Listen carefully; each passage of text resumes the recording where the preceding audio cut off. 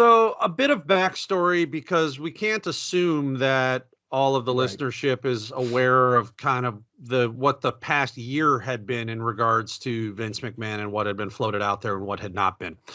And we won't go beat by beat, but I will say part of giving a little bit of context also is a way of getting us into the current subject, because Jason, I want to see if your perception at that time, which I'll get into, was similar to mine. So it was, about a year and a half, year, whenever the hell, when there were stories circulating that Vince McMahon was being investigated by the board of directors in WWE regarding an anonymous tip that they had received that he had made at least one, but it ended up being multiple hush money payments to women either in or out of the company to stay quiet about sexual relations of some sort. Mhm. The one in particular that had gotten the most press at that time, and the one that had, as far as we know, had prompted him kind of against his will to step down temporarily, was one that involved someone that had lived in his apartment building that he had started. This is what we were told at the time, that he had started a relationship with, and then had brought her into WWE to work as a paralegal. And then, they had a relationship, and then he had her sign an NDA and had paid her off, and they were investigating those payments, et cetera, et cetera.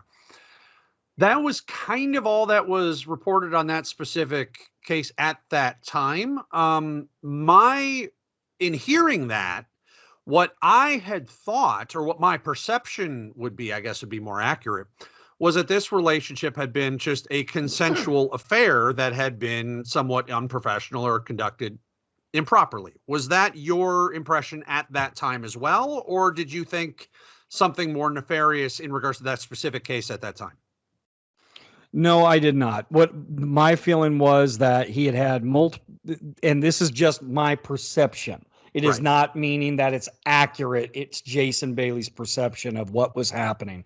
The rumor mill, the innuendos, you know, it's been stated for many years that Vince was having affairs with whatever, anything on two legs, if given a chance, and that Oh, he he admitted to it. was, yeah, he was trying to keep that under wraps, both for, I don't know, maybe the sake of his wife, not finding out or being discreet about it.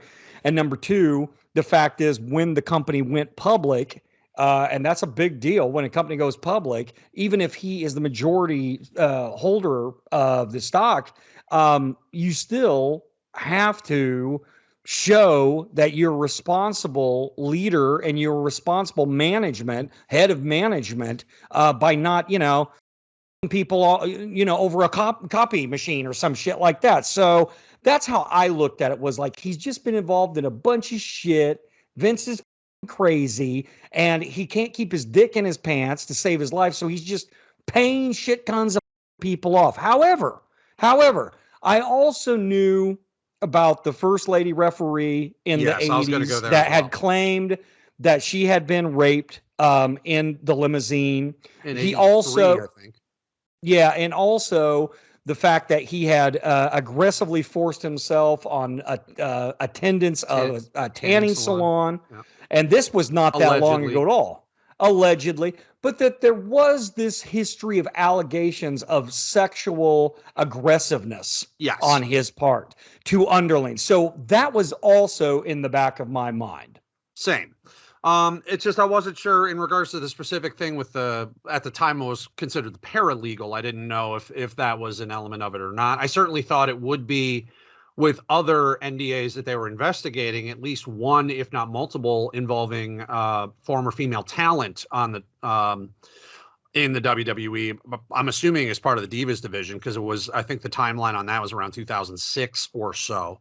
So, uh, all that being said, I don't know if either one of us had expected the depths of the depravity that would be revealed this past week in a Wall Street Journal article that was detailing a 60 plus page lawsuit from this lady who had lived in Vince's apartment building, essentially, or condo, whatever the hell. But there's more to it than that, had eventually been hired by WWE, and then things got a lot darker from there. So yes, she had signed an NDA. Two things had happened. One, not that long ago, Biden had actually signed into law some kind of statute or something, and I'm using vague language just because I don't know how to accurately classify it, but something that basically said that NDAs are not binding if they are used to cover up illegality in like sexual activity, sexual assault, things of that nature. But also, when the Wall Street Journal report first leaked, again, that was the results, they said, of an anonymous, or the board of directors had gotten an anonymous tip, and that was what had opened this investigation. Then the Wall Street Journal started looking into it, et cetera, et cetera. Apparently, Vince had signed this NDA with this particular lady, Ms. Grant, and had agreed to pay her $3 million, and then had paid her about $1 million when this Wall Street Journal story broke. He apparently blamed her for the leak, either accurately or inaccurately, who knows. But either way, he stopped paying her as a result of that. So from her and her lawyer's perspective, Vince has now violated the NDA, which allows them to then come forward with all of the details of what exactly had happened in the course of this. And I'm reluctant to even say relationship, but we'll get there momentarily. And I have long held the personal belief that Vince McMahon is an incredibly evil man. I don't know if I had stated it on the podcast or not, but I know you and I had talked about it, in the very least personally, Jason, if not on the air. At the beginning of the Me Too movement, when Harvey Weinstein and others of his ilk had been implicated, that I had made the statement that I was waiting for the axe to fall on Vince McMahon, for reasons that some you had already alluded to, the Rita Chatterton allegations that have long been withstanding, and her story's been very consistent over the years. The tanning salon employee, like, there was way too much smoke in my mind to not be fire.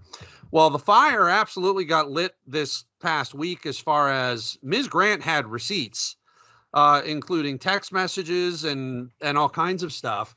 And it doesn't look good, obviously, for Vince. It doesn't look good for the WWE. It doesn't look good for this so-called investigation that they said they had conducted last year, when she is stating that they had never even contacted her. There's some dispute back and forth as to whether they did or did not.